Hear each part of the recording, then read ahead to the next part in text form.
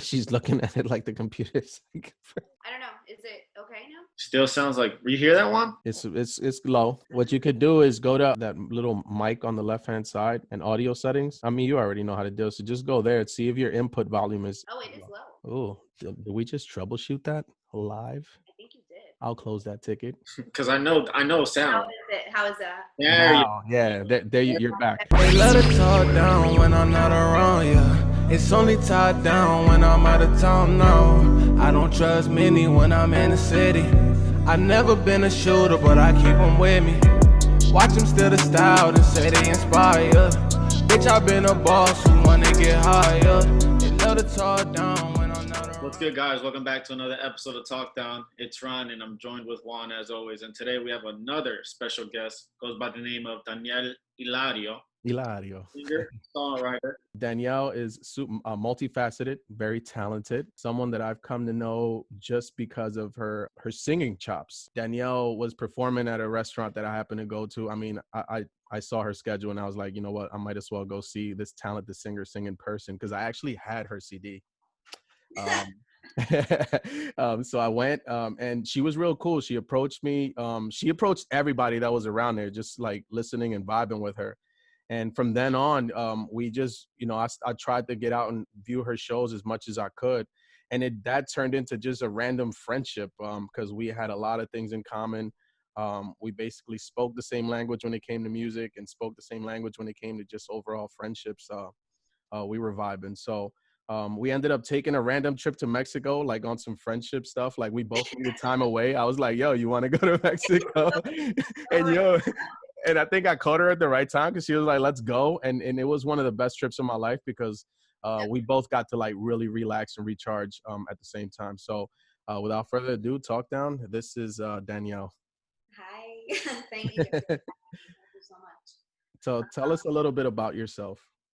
Oh, what about me? Let's see. So I'm born and raised in New Jersey. Mm-hmm. I've lived a couple different places, but I come back to New Jersey because it's easily accessible. I can be anywhere in like 40 minutes or under. So I love that. But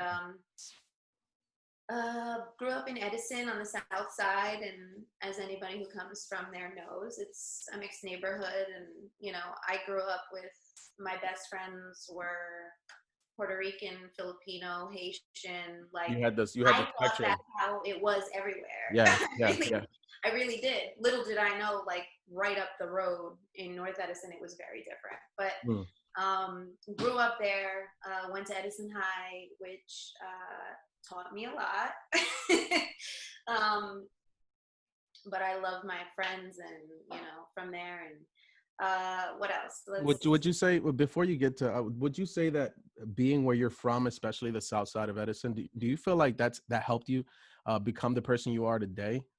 Absolutely. Because, I mean, we grew up, I'm not going to lie to you, it was a heavily connected neighborhood. Very Italian, very deep roots, lots of stuff. Oh, and you're Italian, by the way, right? Yes, I'm Sicilian. Yeah. A lot of stuff going on in that neighborhood that way. But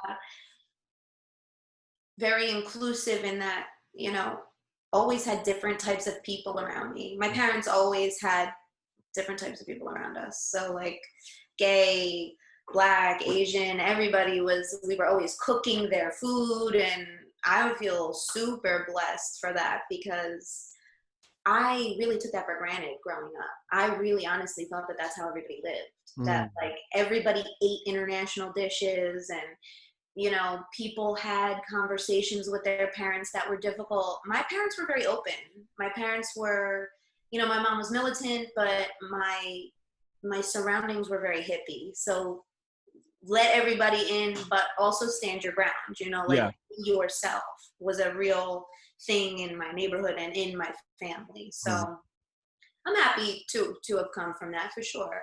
I definitely come from a little bit of adversity. My father was a drug addict my entire life and still is. I do come from divorce. I've experienced a lot of things that I don't know if a lot of other people have in terms of, you know, when you watch certain movies, mafia movies, you see things and you're like, oh my God, does that stuff really happen? And I can tell you it does. Wow. So, like, coming from being able to see that is interesting because you definitely grow up with a different view of Yeah. I was gonna say, and you know, I'm glad you mentioned that because you know, I can tell you, I'm ignorant to it, right? Like I watch these mafia movies, and I'm sure Ryan too, right? We grow up and we're like, there's no way it's that way, right? Like, you know what I mean? Because we're Latinos, we don't really have to deal with like the whole La Cosa Nostra and all that stuff. So we're not in it, so it's easy for us to be ignorant to it, and it's interesting to hear you say that because I can't, you know, I'm hesitant to even try to like ask an Italian friend whether or not they've experienced that because it feels stereotypical to even ask them that, right? Stereotypical. That's like asking a Dominican, do you play baseball? Like, you know what I mean? All right, perfect. Quickly off of that, Danielle, you mentioned earlier, like being able to grow up in such a diverse like community. Do you feel like that helped you understand? Because I think I can speak for it as well. You understand your surroundings a lot more when you're experienced it very early on. And some people just know their nationality or their race. They're like not racist, their race. They know those races specifically, so they don't get that chance to be like, hey, I grew up in a predominantly white town or black town or Asian town, whatever. Like you said, being able to grow up around everybody, did that help you? One, be easier to understand those people, and two, like get to branch out into different what's the word I'm looking for? Like communities in a sense. Yeah, I had multiple communities inside your community. Absolutely. I always felt that one of the best ways to get to know a culture was to sit down and have dinner with them. And I was very lucky enough to do that growing up with so many different families. And so, you know, when I would grow up and I would hear stereotypical like racial things, I just would be confused, honestly, because I was like, that's not the people I know. Like, those aren't the people, you know. I grew up hearing a lot of anti-Muslim stuff in my neighborhood from where I was from, you know, and it was fervent. It was real. And like, as I got older in life, I befriended a lot of Muslim men and women, and they were great friends of mine. And I experienced their culture, their food, the love in their family. And I was disgusted that was happening because I was like, what? These people are amazing. You know, why are we discrediting them? You know, why do we feel the need to do that? I never got that growing up. I really didn't. And another thing, which is a little weird, and I know some people have experienced this in their families as well, but in every race, there are light and dark, and they get discriminated against. It happens everywhere. It happens everywhere. And so it's certainly not as intense as the black and white, which is something that we're going to discuss in terms of polarity. But it's, you know, it does happen. It happened in my family. Yeah, my one grandmother was super light, very, very light, and loved her light skin. And it was something she talked about. And I remember being young and coming in the house and being outside all day. And, you know, this is level 1 of my tan. So like by the end of the summer, I'm a different person. And I remember coming in the house and her saying to me, oh, honey, why are you outside so much? You're going to get dark. Like, don't you want to have nice light skin like Nani? Like, don't you want to look like me? And it was like the first time I had ever even thought about it. Like, I never thought about it before that. I never had a problem with, but I remember feeling that shame in that moment. Like, oh, I'm going to disappoint my grandmother because I'm going to get too dark. And then she told me about a story about my great grandmother warning her not to marry my grandfather because you would have a bunch of brown babies running around.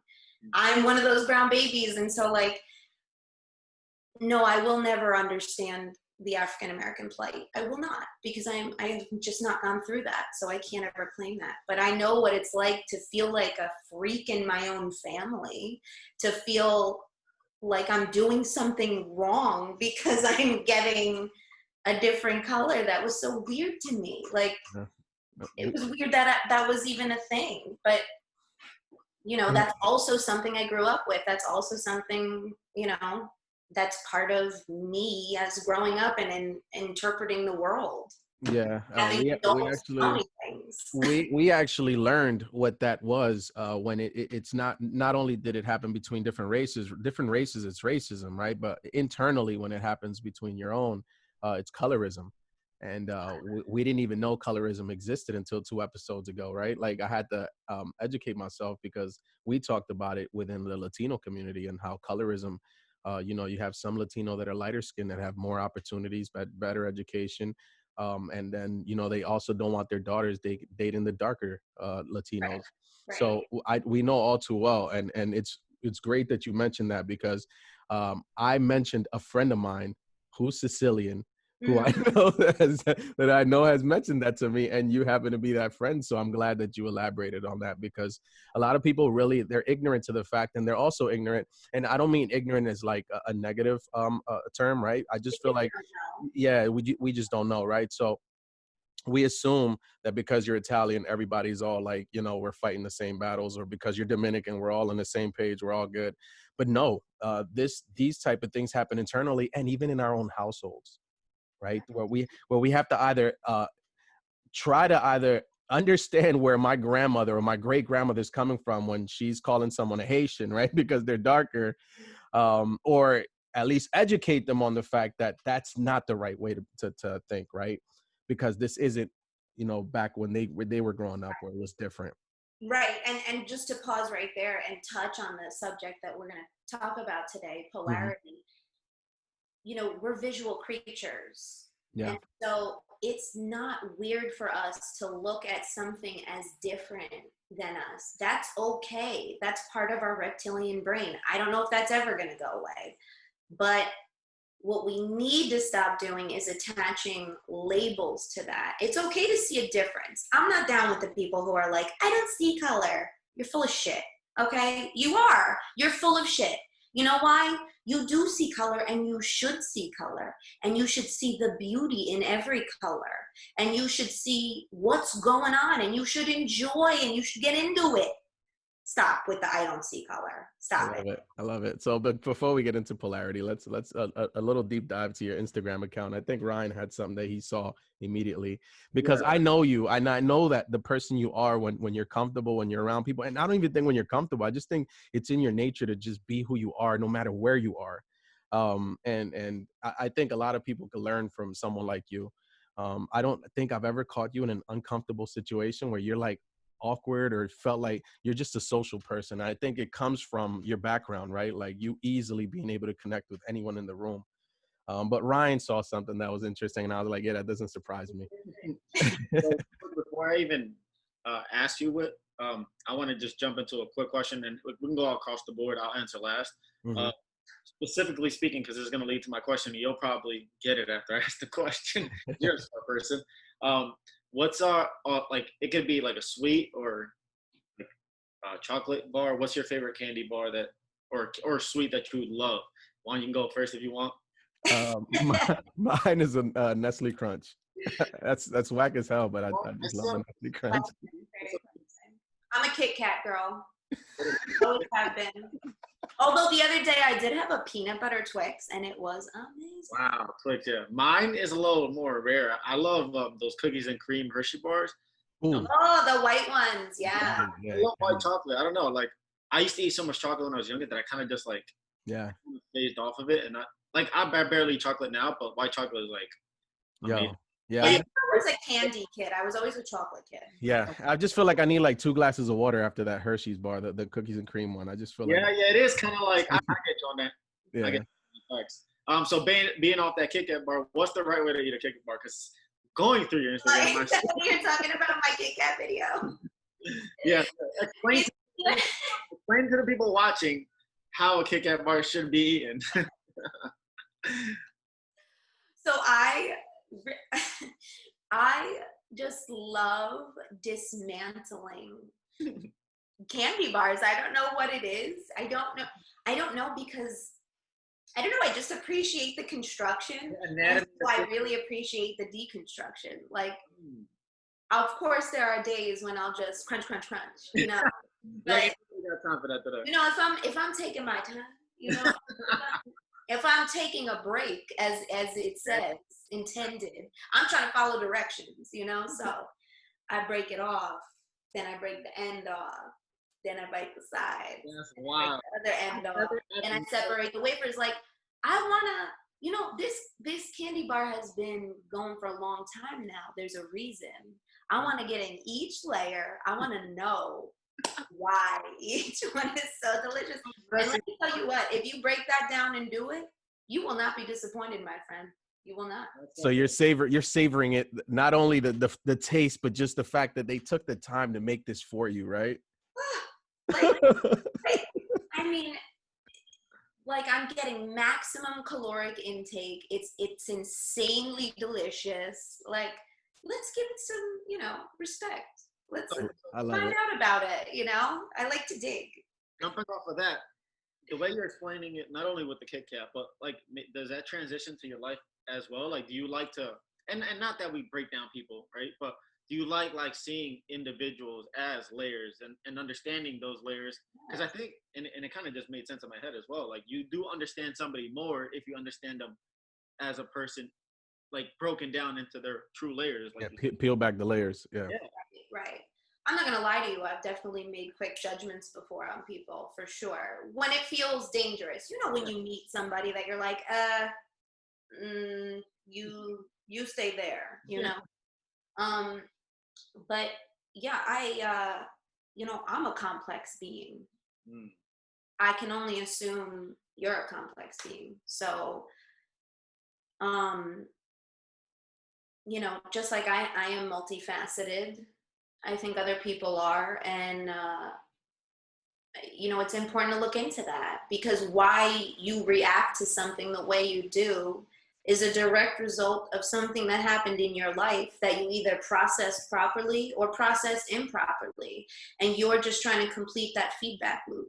So, like, I guess I'm more scientific in that way, that I really want to know the process of what's going on.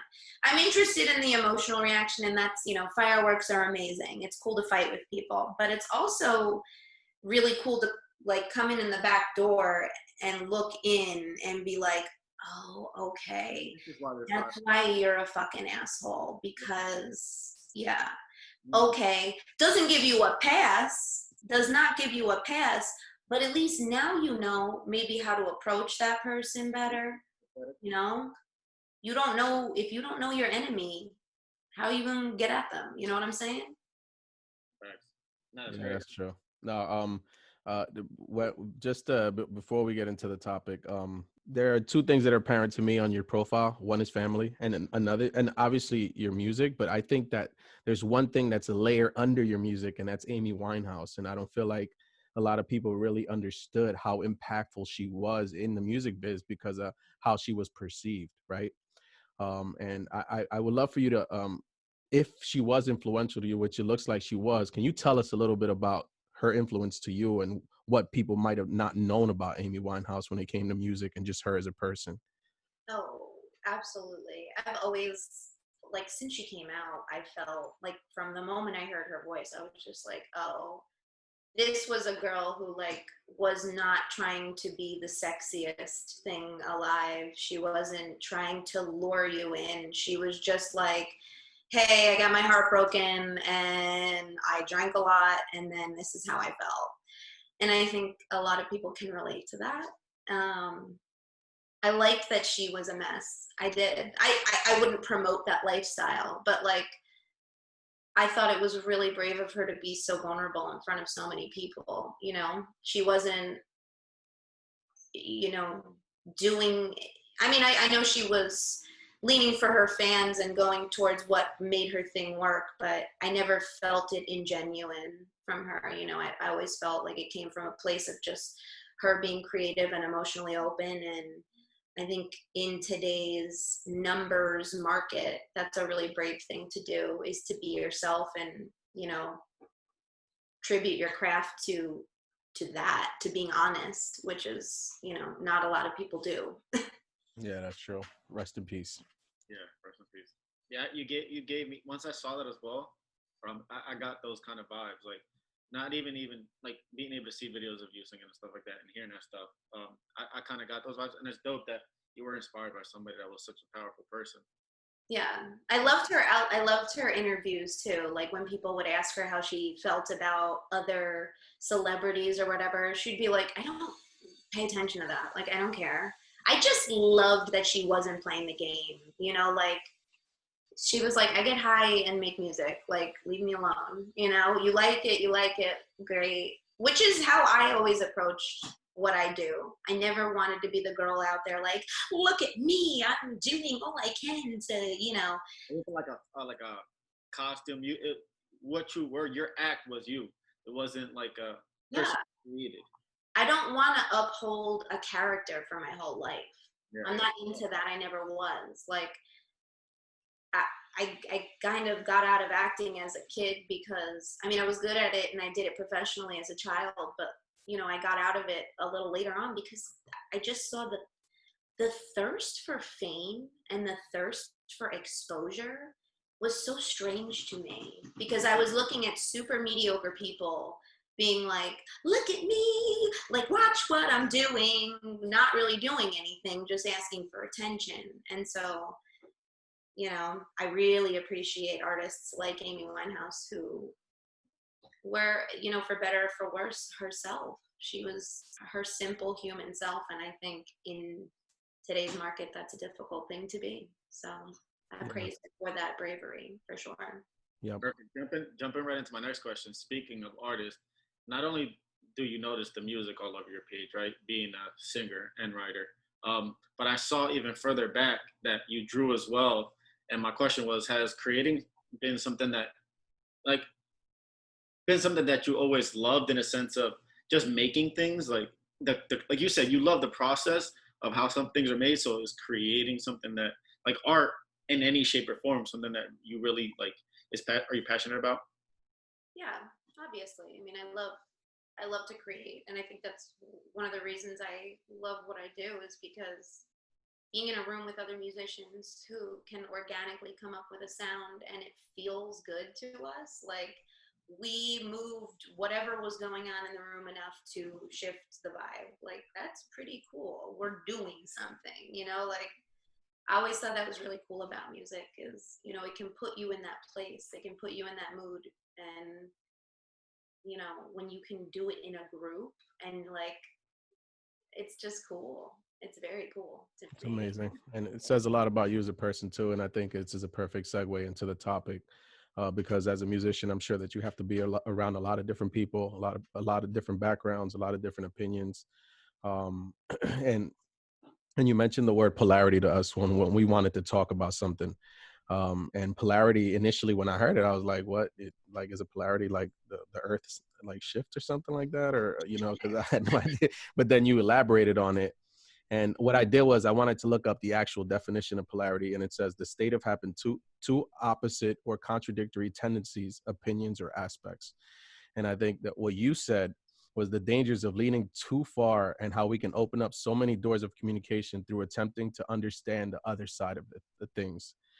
So I think Ryan and I know Ryan, and I know he was like, yes, let's talk about this because there's a lot to delve into. So let's talk about it. What is it about polarity that you wanted to bring up to our viewers? So obviously, with the current social climate, it's rough right now. Yeah. You know, we have two sides, it seems, and I think it's great to fight for what you believe in. I think it's important to stand for something, but I think if you're actually trying to make a change, if you're actually trying to advance a specific cause, it's super important that you be able to go and be in the mindset of the other side. Because let's say if you're looking at it from an attack standpoint, if you're trying to attack another, you want to get into the mind of your enemy, right? You want to know how they tick. Right. So, you know, I'm coming at it from a less violent standpoint. I personally want to understand your fears. I want to understand what prohibits you from feeling comfortable around someone or being okay with an idea, because to me, that points the finger to what happened around you growing up that made you feel okay with those feelings, you know, that made you feel like, yeah, my dad was right when he said, like, most black guys are doing crime, or like, yeah, my grandmama was right, like, white people are mad shady, like, yeah, Dominicans always hit people, like, yeah, my boy was right. Like, it's so easy to have one or two instances pop up in life and justify those feelings. You know, it's really easy when you grow up in your social bubbles, and we all like to believe that we have our own opinion, but where does your opinion come from? You know, your opinion comes from your surroundings. Your opinion comes from your education. If you were raised religiously, you know, your morals and your code of honor or valor, as you would call it, in your culture or whatever, it comes from outside of you. So let you pause for a second before you stand on a moral high ground, before you choose a side, and let you gather more information so that when you do raise your voice, it's for a reason. And you can help maybe facilitate others to come with you because you know what you're going against. Yeah. You know? Yeah, I agree. I think that it's, I'm sorry, right? I think that especially with Black Lives Matter, for instance, I think that the people I've learned the most from are the people that are willing to have us, like I mentioned the word discourse, a civil discourse, right? That they're willing to tell you, and you can believe strongly in what you believe in, but the delivery needs to also be civil, right? I think that you get more of a reaction from someone if they're calm and they're assertive and they know exactly what they're saying. They bring in facts, right? But they're also listening, right? They're giving you a chance to talk and let your frustrations or your opinions, you know, you can voice your opinions. But I think where things go wrong and where polarity is important is that there's people that they get passionate to the point where it's almost inconsolable, that they're, you know, their opinion is a fact. What they're saying is the end all be all. And again, that word understanding, that's where there's no understanding, because you're drifting further apart the angry and the more passionate you get. But you can't say that having this type of conversation, you can still be passionate, but cooler heads, right? Sometimes it's better to just be cool about it and try to, like you said, understand, peel back those layers and figure out what exactly made this person think this way. Right. Yeah. Like, No, you know, also to that point, like, it's easy to get emotionally turned up. You know, we're all raw right now. We've all been through a lot. All of us, regardless what color you are or where you are on the planet, we've all been through a lot. So as a human race, we're raw. And so, you know, when things pop up that seem to poke at us, we're gonna bite right now. You know, if we're aggressive, we're gonna bite. If we're not, we'll retreat. If we are aggressive, we'll bite. And again, to point to polarity, that's not necessarily bad. In nature, if something bites at you, if you do not bite back, it will continue to bite at you until it eats you alive. That's how nature works. It's not a nice, soft, forgiving thing that's going to talk about reason and what's right and it's just going to eat you. It's just going to eat you. So I don't encourage people to engage in violent discourse at all, but I do encourage people to speak their mind, but make sure that it's your mind. Make sure that it's your mind, you know, make sure that it's not your parents' mind or your church's mind or your boys' mind. Like, it's easy to fall into that. We all have herd mentality from time to time. It's what keeps us safe. But if you can step out of that, be a brave soldier. Like, that to me is bravery.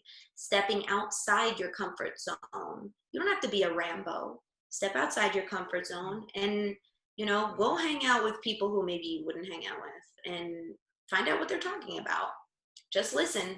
If nothing else, do reconnaissance. Be a spy, you know? Yeah, I was gonna say before, do you feel like, and based off what we were just talking about, do you feel like it's irresponsible as a person to hate something that you don't understand? Like, because as I grow older, it's hard for me to say like I hate certain things. Right.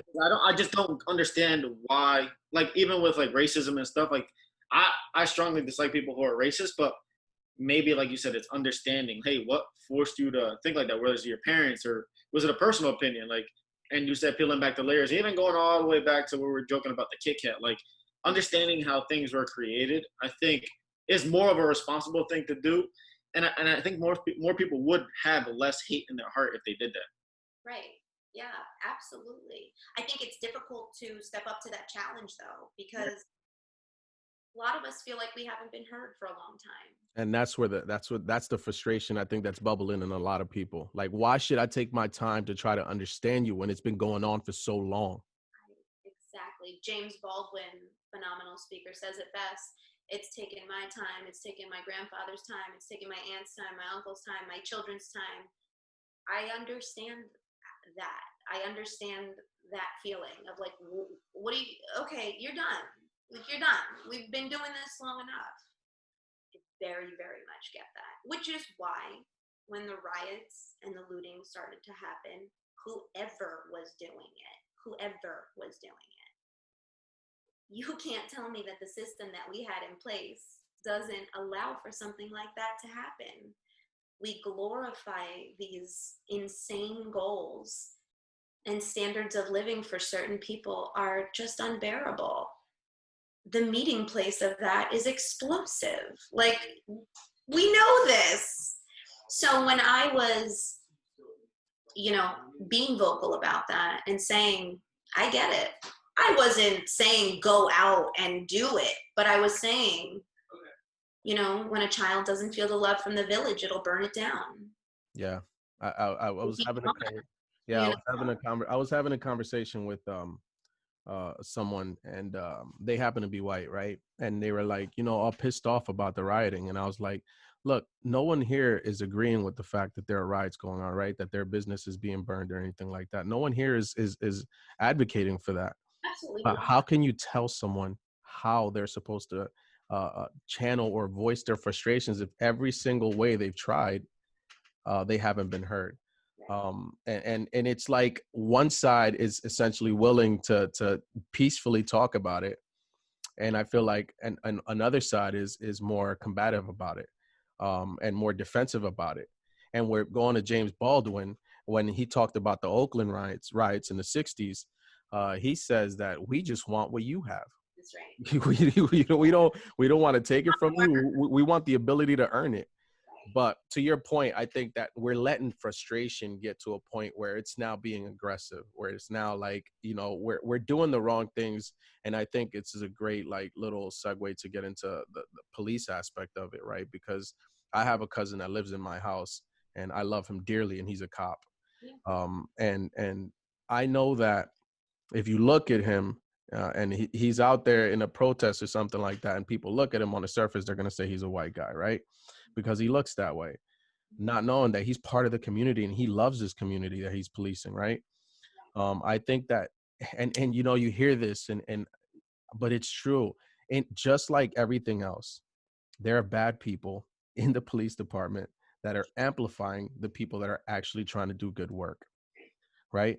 And I think you mentioned to us that you have had conversations, and I'm not sure if maybe because of some social media posts that you put up or maybe misconstrued by some of them, but you have conversations with wives of police officers. And so what brought those conversations? What like going in, what did you think you were going to get out of it? And then actually, what did you actually get out of that conversation? Well, first and foremost, I come from half a police family. So yeah. I've heard these conversations a million times. I know what goes on. I knew what to expect. And again, like I said before, I understand their loyalty to their husbands. I understand it deeply. And I also know that a lot of their husbands, they show up for the shittiest part of life. Cops are not, here to have a good time. They're here to clean up the mess of humanity, basically. And I think with that great responsibility comes a lot of room for error. Not saying it's okay, but I try to put myself in that mindset before I go into this conversation, because it's not like I've never respected a cop in my life. It's not like a cop has never helped me. It's not like I haven't seen cops do amazing things. So I'm not going to sit here and call them pigs or, you know, say defund the police, because you're not going to show up when there's a domestic dispute next door. You're going to record it on your phone and share it with your friends or whatever. The police have to show up for that stuff. The police have to show up when, you know, a heroin addict overdoses and they have to give them Narcan to keep them alive. Like, what?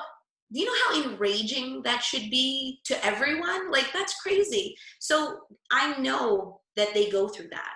I hear those stories. And I also hear the stories about when they do try and apprehend somebody peacefully and they grab for their gun 6 or 7 times and they almost die. And like, I take that in because they're still a part of what's going on.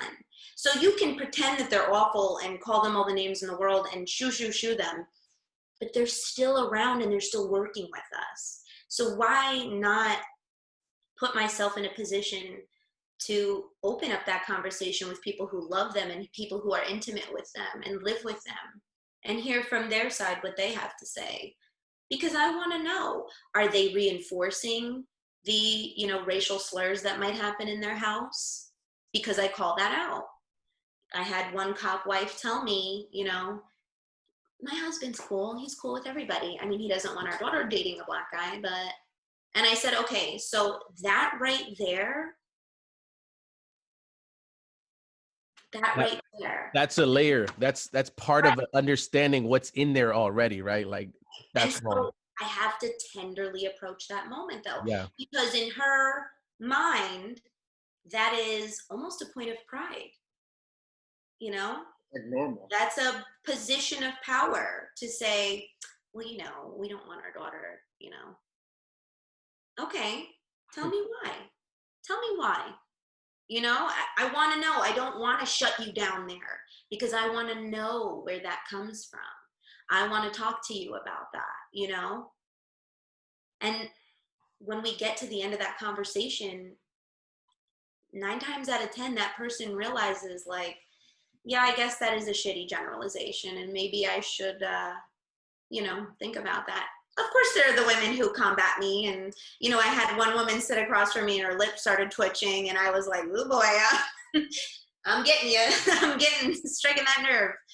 But I didn't push it too far, and, you know, it's just about making those baby steps, and I want to be a true ally to my Black brothers and sisters because I do feel like they have been wronged.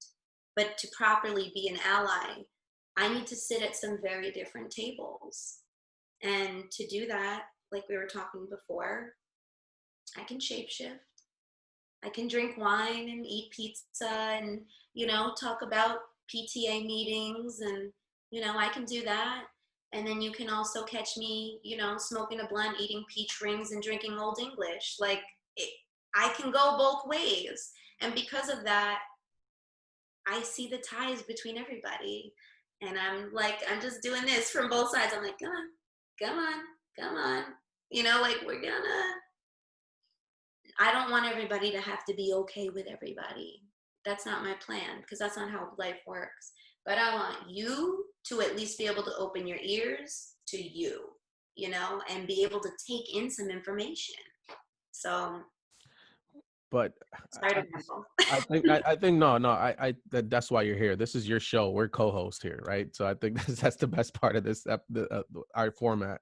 And plus, I think it allows the viewers to get a sense of what's going on, because, and this is a different perspective than what I'm seeing, right? I think a lot of people are, and I keep going to the word passion, a lot of people are so passionate about it that they feel like that the only way to defend it or align themselves or defend the Black brothers and sisters is to get, you know, pitchforks and get aggressive and, you know, no, you're fucking wrong. Like, yeah, like, you know, so your approach is more, it's not saying, come here, sweetheart, sit on my lap, let's talk about it. You know what I mean? It's not coddling, right?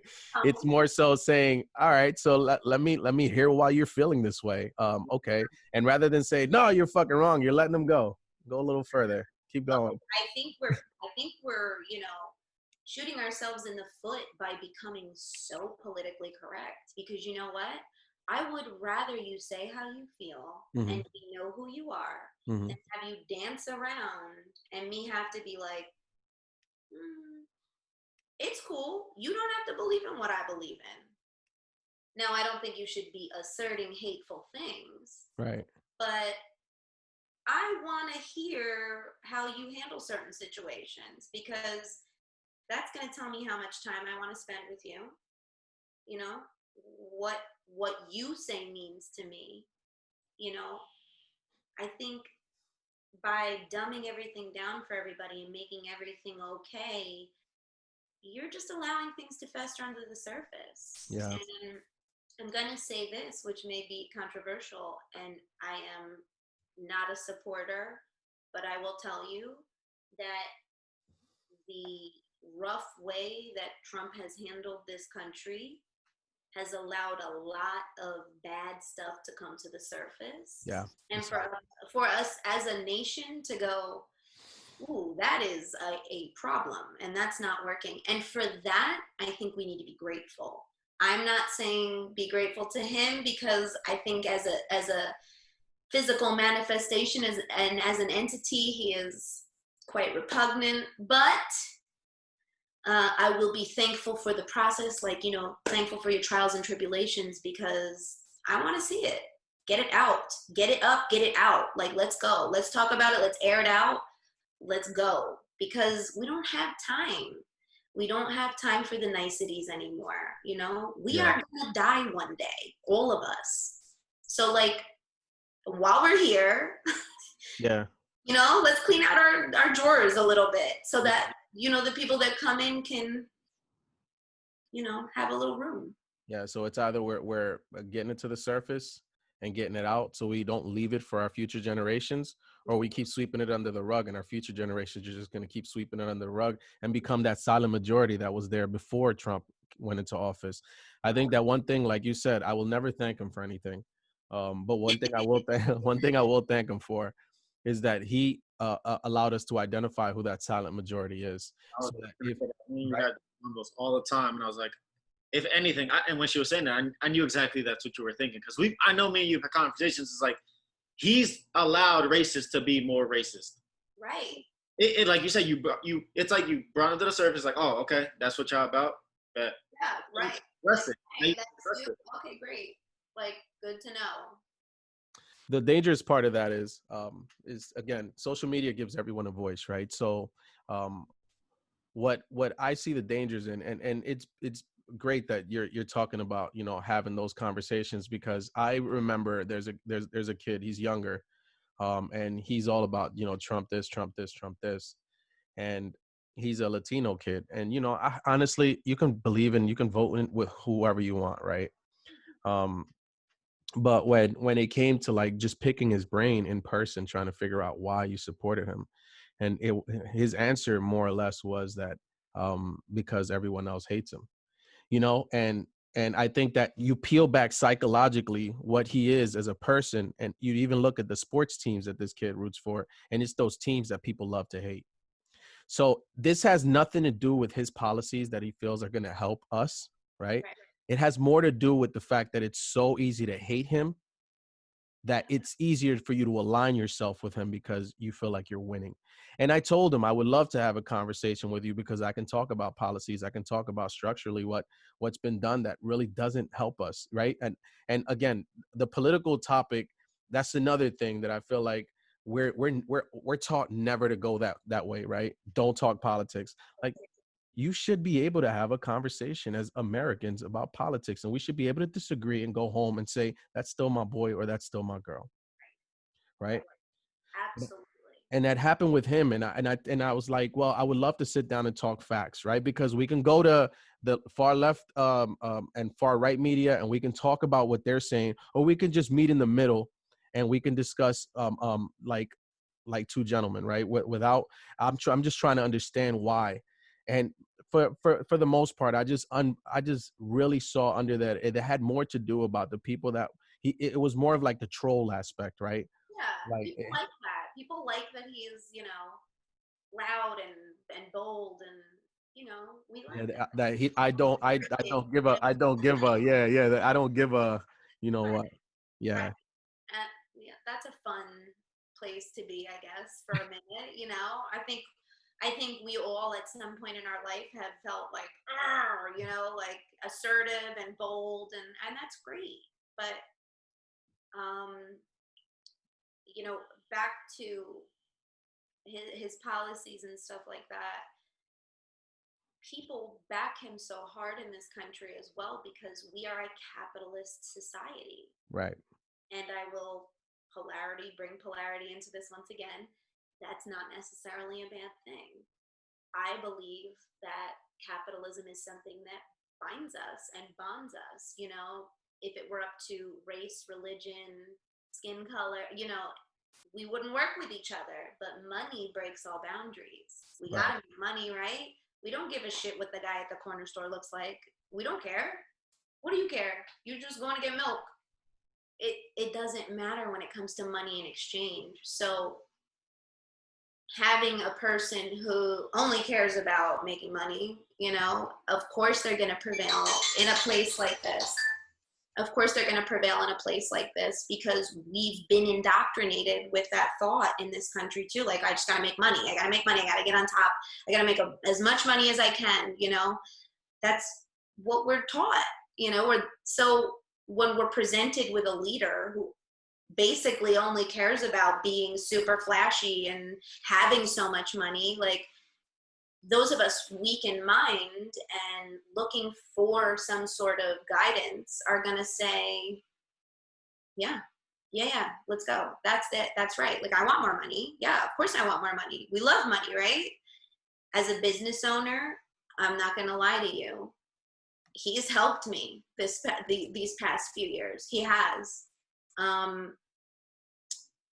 find his speech to be disgusting. I don't know what it's like to be a president. I don't ever want to know. It looks like a crazy job. Yeah. But I never really get political because I don't know what that position's like. Yeah. I know that he's offended me multiple times just as a woman. Wow. But I'm used to that because that's also an issue here in this country and in this world. And we're, you know, striving towards equality in that facet. But yeah, I don't know him enough or care him enough to actually hate him. Mm-hmm. I just look at him as the physical manifestation of the things that we value in this country, and that should be a big indicator as where we need to turn next. Yeah. Because I personally think it's a little shallow. Money is wonderful and it makes the world go round, but at what expense? Yeah, and I mean, when you talk about capitalism, you have to talk about there's equity, right? And then there's equality. And I'm not talking about socialists, right? Because I think that can also get a little extreme, right? Where we're giving everybody the same thing, and even if you're not doing anything for yourself, here you get some money, you get some. Like, I definitely believe in you have to like try to work for it, but I think that where people have a problem is that it's more so the haves get and the haves not. You know, they fend for themselves. So it's like you said, when we're looking to vote, we need to figure out where we can meet in the middle somehow and compromise. Although the political landscape has made it almost impossible because we no longer have the middle. It's either you're far on one end or the other, and the rest of us are left to say, damn, I want to get to know both sides, right? I want to, you know, and I've never admitted this. And I grew up with an uncle who's like super aware in politics, and he was Republican. And I grew up a Republican. I know that that's not like a popular thing to like, as a Latino, I know that that's not popular to say, but I grew up a Republican. And what this has done to me, it's I know I don't identify with like a far left, right? I don't want to say I'm socialist, but I also wouldn't say I'm far right either because of what it's become.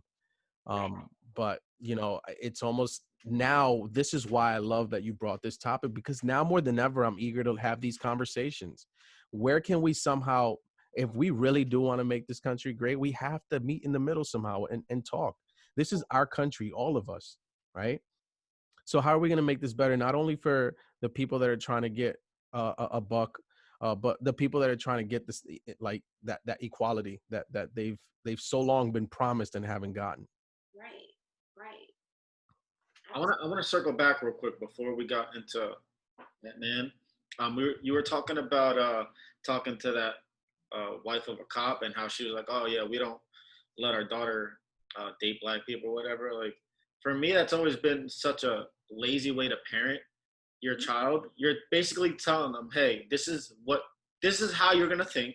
I don't care what you think, and you're not teaching them to help to make decisions for themselves. Like, even if you're like, hey, look, this is what I think. This is my opinion as a parent. I'm not a parent, so I'm speaking as a person right now. This is my opinion. I don't want to cast my opinions. We talked about earlier, right? Then you were like, hey, have your own damn opinion, right? You can have your opinion, that's fine, but don't keep pushing it to the people, because they're going to keep pushing it. And that's what's been happening for the last 100, whatever, how many goddamn years, I don't even know.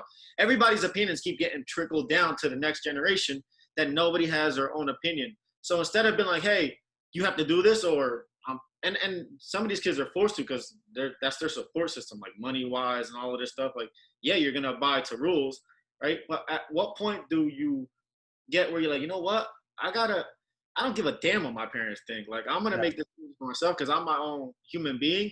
And we talked about it on that one episode where I had a conversation with my mom, like, where she was like, hey, me and my mom have come a long way with color and stuff like that.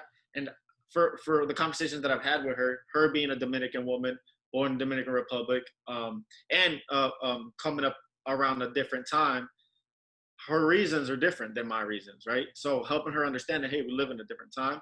But I told her, she was like, hey, I don't want, why is that black person in my house or whatever? I'm like, what? I'm like, what are you talking about?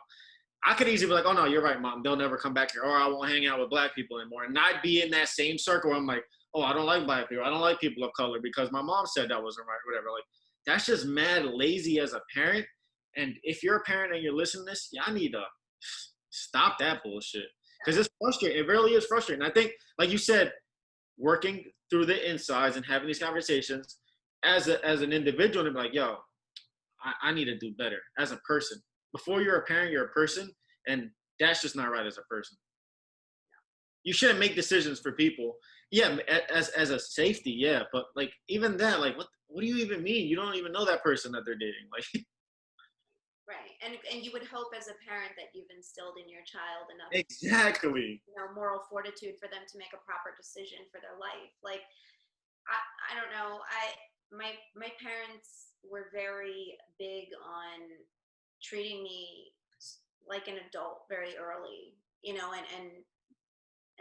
telling me like I have a choice in things, and some things showed up as problems in our life where I had to make a choice at a very young age. And so that shows you that you can, outside of your parents, make an important decision. And I think we all have this common honor for our parents and want to make them happy, and we love them, and they have provided for us in our lives. But as a child of divorce and as a child of a parent who is an addict, I've seen and felt my parents fail me before. So I'm not afraid to go out and make an assertive decision for myself, because I've seen castles crumble. When you're a child and your parents get divorced, that's the ruining of your foundation, your familial foundation. It's a big deal. So to go out and be brave and make a choice might be a little easier for a person like me, because I haven't had the safety of coddling parents who would constantly run to my aid or say to me, oh, it's going to be okay. It was more like, hey, some shit's going down and we got to pay attention right now. How much can you think right now? Like, being put in those positions as a child makes you, a lot more adept to adult life. And I'm thankful for that. But, we really have to be careful of herd mentality. Yeah, exactly. It's a natural thing. It's in our reptilian brain. We stick with the herd. That's where safety is. That's where fire is. That's where food is. That's where love is. Outside of the herd can be cold and lonely. We are pack animals. We don't like that. So stepping out on your own is difficult, but I will tell you, as an only child and a kid who's seen a lot growing up, I had to step out of that. I had to step out of my reality sometimes. I had to, address painful issues in my life and filter them myself and think like, oh God, like, how's this gonna go? It's hard to disband from your parents. It's very difficult to disband from your father, especially because in the grand scheme of biology, let's say you have a father who rejects you or a father who doesn't, your entire social construct changes as an animal, as a human. And I only know that because I've gone through it, been through the deepest, darkest part of it, got help, went to therapy, talked about it, did a lot of research on psychology, and realized, oh, like, that's why I feel so outside of so many things. That's why I feel like I don't belong. I would get nervous when I would sit down with a nice nuclear family with a mom and a dad, and, the dad would listen to the conversations that the children were having, and I was like, I felt like a freak. Yeah, I'm the same. I actually I wouldn't. felt like a freak, and I would look at the dad like, yeah, I think this guy's on to something, or you know what I mean? Like, I wouldn't trust his act. I would think, or like when a daughter had a great relationship with a father, I'd be like, the fuck's going on here? yeah, it was going. Like, what the fuck? I can And relate. so, they're in the polarity, seeing an involved parent and having a parent who really couldn't be involved. Mm-hmm. I saw, and so I'm not envious of people who have great fathers or great parents, but I understand where I've come from. And so it made it maybe a little easier to circle back. It made it maybe a little easier for me to disband from my parents' thought process, even though my parents were very open and, I always had open discourse with my mother and my stepfather and also with my dad. But I get that, like, oh man, why is my parent saying that? Like, that's such an uncomfortable thing. Or like, God, I don't feel like that. Why is that happening? It happens now later in life, like finding out that my mom is a Trump supporter. Yeah. This is a woman who taught me to be a super strong individual. This is a woman who taught me, make your own money. Don't ever ask a man for anything. Mm-hmm. Sitting across a dinner table from me being okay with a man who said, grab her by the pussy. Yeah, exactly. I mean, among other things, right? That's the least of the. Who said he would build? He said he would drain the swamp and actually build a golf course on it. Right. And I think we should have believed him when he said drain the swamp, because I think he's doing it right now. And I think he meant Medicaid, Medicare, and people who can't afford. Exactly. So we need to listen. Like, I think he held that promise. Further the divide. To get back into it, what I would love to do is, rather than just having these conversations on what we should be doing, like, or what polarity is, right, and the importance of it, I would love to know. And I know that some people are harder to have these conversations with, right? But how do you approach those people that are like so tough to talk to that it's almost, like Ryan said, it's almost frustrating, right? Like, how do you, I mean, you personally, how do you approach that? If you feel like on social media, it's somebody that you know that you're going to be around, do you pick this conversation back up? Like, what's the best approach to try to get and keeping polarity in mind and being calm and trying to understand people? What's the best approach? Well, I think first and foremost, if you're going to approach these conversations, you have to check yourself first. Mm-hmm. And just say, I'm going in trying to learn, like, I don't know everything. The reason we get messed up is because we go in with, we're ready. We have a thing we're fighting for, and we're going to push that agenda. So, you know, we're going to take things in a certain way. And so I try to just be open, because I just, again, to go back to my growing up, like, I'm very lucky to have grown up with both sides, with underground crime and with cops. So like, I saw both, and I saw what it's like to go by the books and do what you're supposed to do. And then I also saw what it's like to kind of bob and weave a little bit, because you have to. Mm-hmm. Because maybe you weren't born in the right neighborhood, or maybe you don't have the right connections, and you got to do what you got to do to survive, because this is real life. So I very much understand that. And that's what I go into it as, because people are going to attach themselves to whatever they can to feel safe.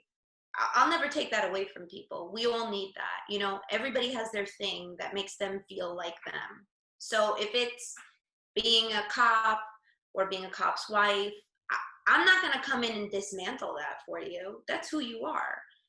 I will try to come in and find out, you know, why you may have such an opposition to a movement that's just trying to help and oppressed people move up.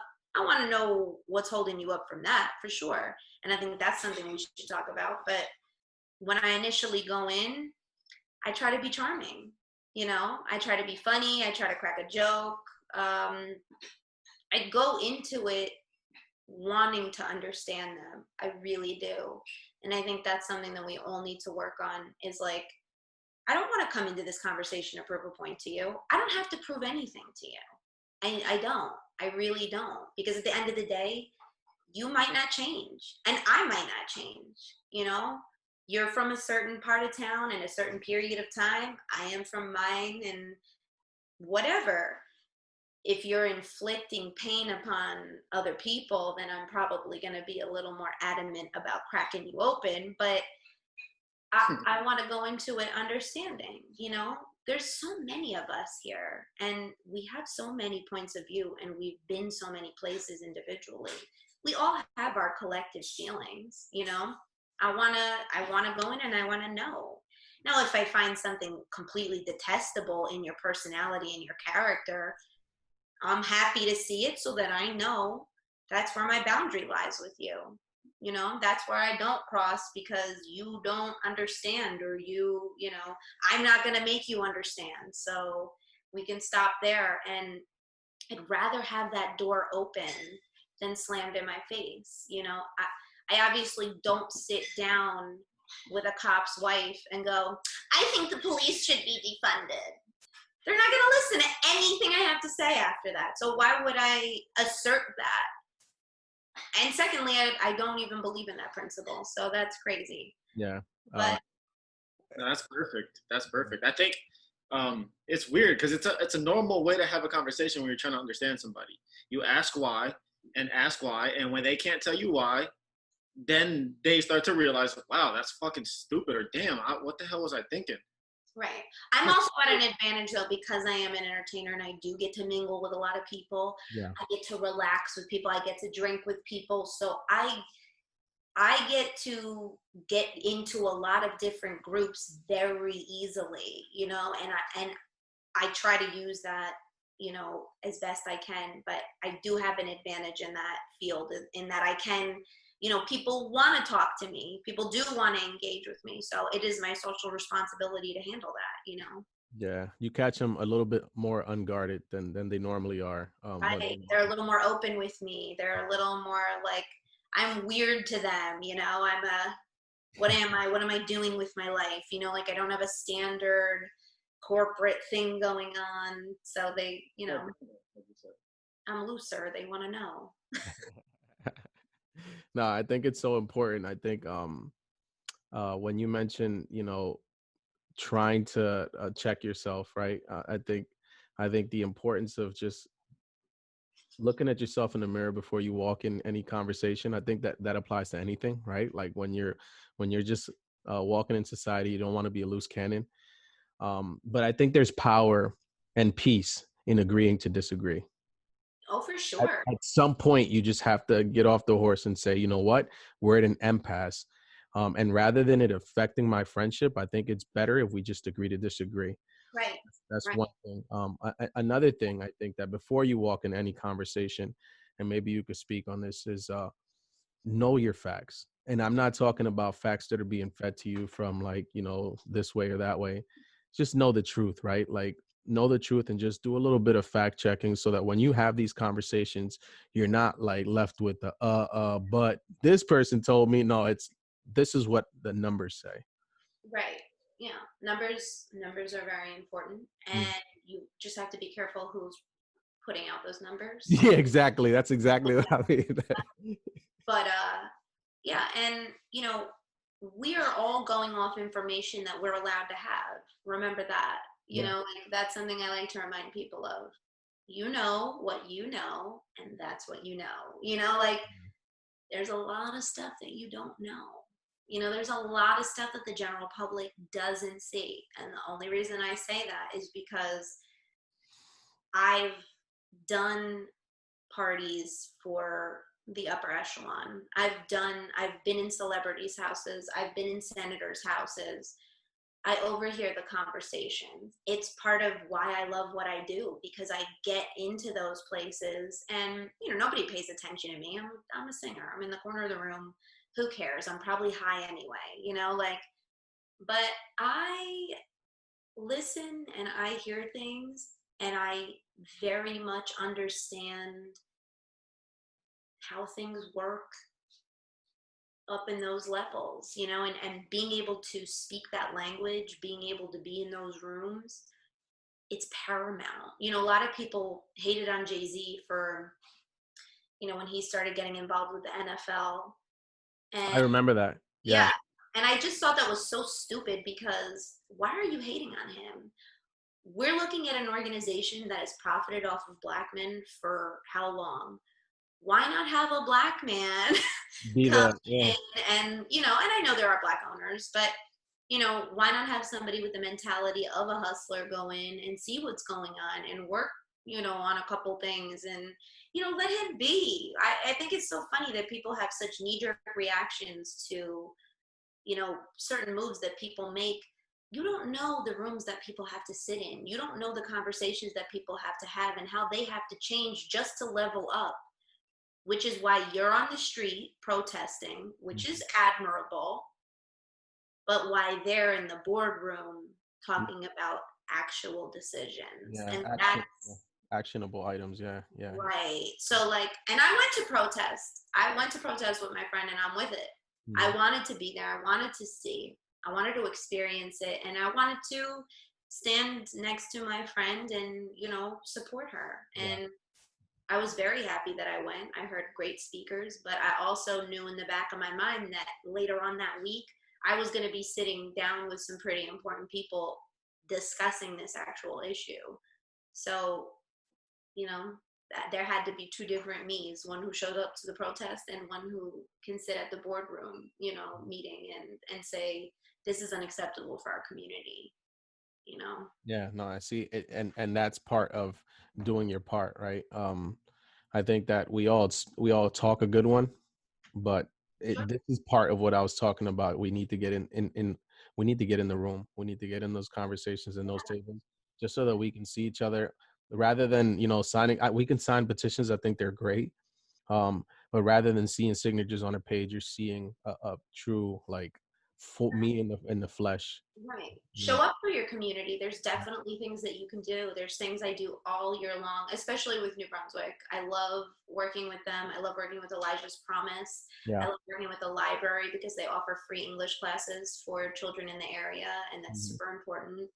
And The Civic League, Keith Jones and what he does. Tracy Oreggio is an incredible motivator in the community, and I can't wait to see her become president, because I'm sure of it.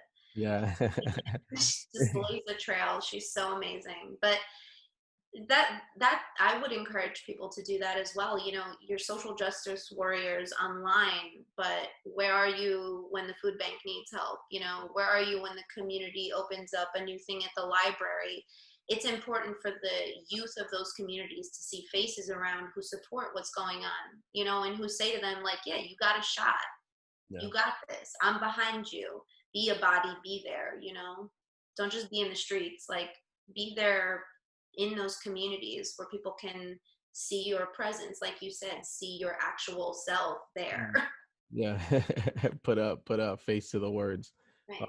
So I guess this is a perfect moment for us to get into our talk down challenge. Danielle, hit us with it.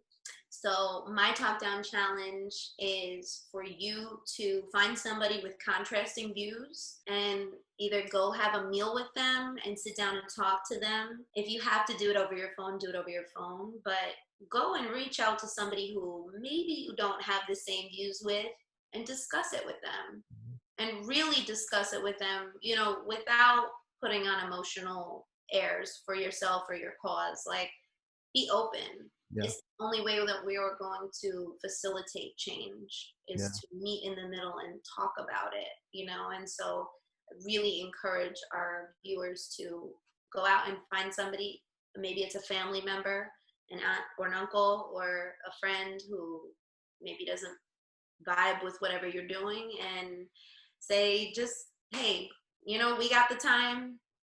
What's up?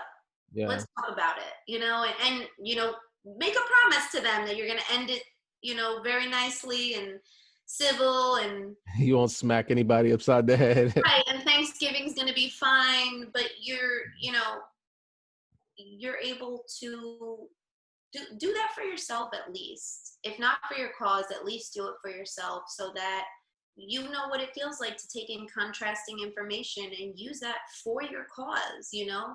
Learn your enemy if you hate them so much. Ooh. If you just can't stand somebody, learn everything about them and then burn them from the ground up. Like, you know, it's not difficult. No. And if you, like you were saying before, what drives somebody to hate somebody? If you have those feelings and stuff, like, oh God, I can't, well, how could you feel that way? Go find out. Yeah. You want to talk about it? Go find out. And then strategize. So that is what I challenge everybody to do. You know, we've been doing a lot of, this is what I believe, you know, this, that. Pause for a second and go take in contrasting information, because as a general of war, you should get all the information that you can so that you can drive your army where you need to. Yeah. So you have a strategy behind it. It's not just, you know, blatant throwing it in your face, hoping it sticks at some point, right? Right. Yeah. Oh, that's amazing. And I also encourage everybody to read a lot more, and especially look into your history, because we don't have to repeat. We don't. And if we learn, we can move forward. So I encourage everyone, with the extra time that you may have, to pick up an audiobook and learn. Yeah. Anything, you know, just expand your mind at the moment. I think we're taking in a lot of traumatic information, and I think it's imperative that we also expand our minds at this moment. So do that and open up to contrasting conversation so that you can actually tread a path towards understanding and forward movement. Thanks. Amazing. I love it. I just thought of this analogy in my head as you were saying that. Like, you really can't get the full picture without the negative. Like, so Right. having those contrasting conversations is super important. I, in my head, don't understand why some people think like this. Maybe having those conversations with these people respectfully, and like Juan said earlier, you don't, at the end of the day, if you don't agree, whatever, that's it. It's over. Yeah. You just had to talk. I don't have to hate you if you don't agree with me at the end of it. Like, whatever, I'm done with it. We don't agree. That's it. I'm not going to hate you because you don't agree with me or you don't understand my point. I don't have an agenda. I just want to have a conversation and understand you as a person. And that's it. And I think that's healthy. That's healthy. Because now I know how you move. Yeah. Exactly. That's it. I'm over it. You know? Like, and I will also say this. I think we need to stop. I don't want to see people fighting, but we need to stop with the, like, oh, everything's going to be okay, peace and love. Like, newsflash. That's not life, okay? In order for things to birth, things must die. So we're watching a scary part of our civilization, you know, this stuff crumbling. There's things exploding in our face, and, you know, it's scary and loud and violent, but this is what happens before the birth of something great. So let us take that into account, you know, let us think about that. I don't want to go back to everything's okay, because everything was never okay. I don't want that. I want to take the Band-Aid off and heal the wound so that we can move forward, because I think we're all collectively smarter than this. Yeah, and fine. I believe in us. I believe in us as a people. I really do. I have seen some nasty things happen in my life, but I've also seen tremendous things, and I have faith. I do. Find comfort in the uncomfortable. Yeah, exactly. But arm yourself. Be ready. It's okay to fight. But It's okay to fight. Just armor up. Protect your neck. You know, like you got it. You got it. Life's not going to be all easy. You got to be ready sometimes to stand up and, you know your enemy, know your battleground. You know, like I'm reading The Art of War right now. Yo, so I was just gonna say, are you reading The Art of War? Learning all the war references and tactile advice and all that, or tactical advice. I'm very I'm reading that right now. So, but you know what? That's what life is. Yeah. The sooner you realize that, the better you can move. Oh man, Danielle, Illario, thank you so much for joining us in the insights, the multifaceted, the multi-talented, the multi-layered Danielle. We appreciate you. If anyone, make sure you follow her. We'll definitely have her Instagram on the screen, and we'll have it in the comments in the description below. If you read The Art of War or are reading it, please drop your insights on the comment section below as well. Make sure you reach out to us. Let us know what you thought of this episode. Danielle, she's always available to have some civil discourse, apparently. So reach out to her.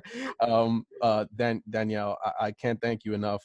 I think the best part of what we do here is that we learn, and I feel like I've learned a lot, and I'm ready to arm myself with. I feel like I'm more at peace, and I think Ryan, you can follow up here. I think I'm more at peace knowing that I don't have to leave that conversation knowing that they agree with me, right? I think as long as I say what I have to say, as long as I'm eloquent enough for them to understand what I'm trying to say, and I keep my cool, because that's the hardest one, right? As long as I keep my cool and I deliver it the right way, at least I've said my piece. Right.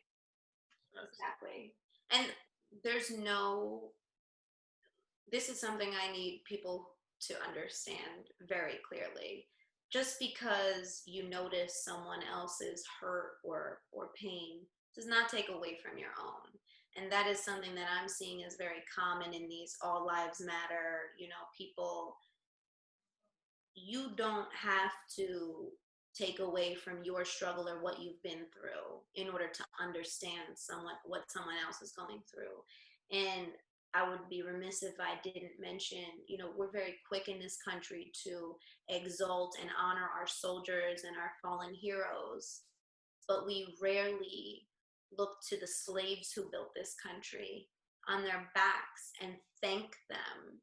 We sweep what happened to them under the rug, and it's tremendously disrespectful. And so I will never stand for somebody being totally ignorant to that, because our comfort, the things that we enjoy to this very day, are due both in part to the soldiers who spared their life for our freedom and the people who built this country on their backs, who rarely get the praise or recognition that they deserve.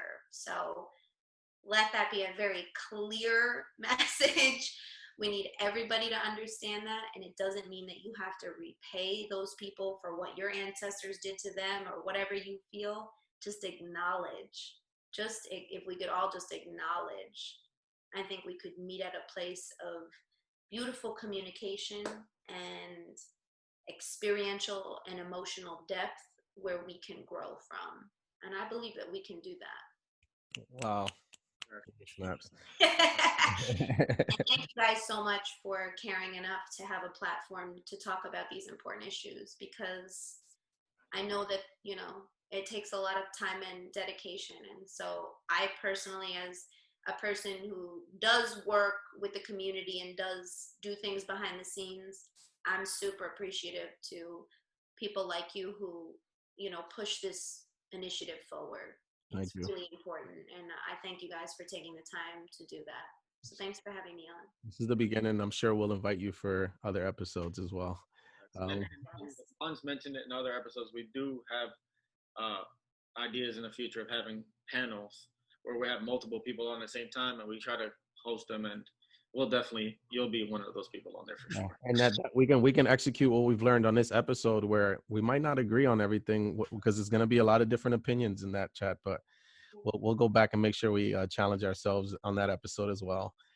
Danielle, the Peach EP is on Apple Music and all the streaming platforms. I've never forgotten. I still have that in my playlist. Do you have any other projects? Young Peach, yeah. I am working on some stuff right now. You know, my album is taking forever. I've been waiting on it. I know. It's taking forever. You know, I've been a student for so long, and I've been taking things in, and so I just want to make sure that it, again, is truthful and honest. I want to be, you know, deliver that to people who are willing to listen. So it's coming. It's just simmering. You know, I can't be rushed. I'm a Taurus. Like, not rush me. So on that note, the episode is over, but the conversation continues. Yes, if you've gotten this far, we appreciate you. If you're watching, thank you. Hopefully you can take something away from this. Listen to Danielle's challenge and put it upon yourself to actually challenge yourself. As always, tell a friend to tell her friend to tell all of her friends to follow us. And we'll catch you on the next episode of Talk Down. Subscribe below if you aren't already. Give us a thumbs up if you appreciate this, and we'll see you next time. Thank you. They let it talk down when I'm not around, yeah. It's only tied down when I'm out of town, no. I don't trust many when I'm in the city. I've never been a shooter, but I keep them with me. Watch them